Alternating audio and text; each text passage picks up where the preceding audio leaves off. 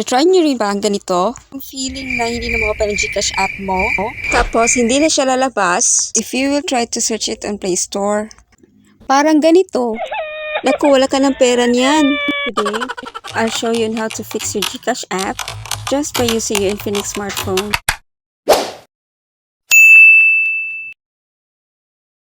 First niyong gawin ay click on Settings, then click App Management.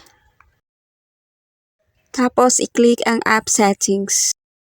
The three dots on top, and press Reset Apps. You are just basically doing clearing cash. Now go to the app. Check if you can already use it. Just wait for some time. And there you have it.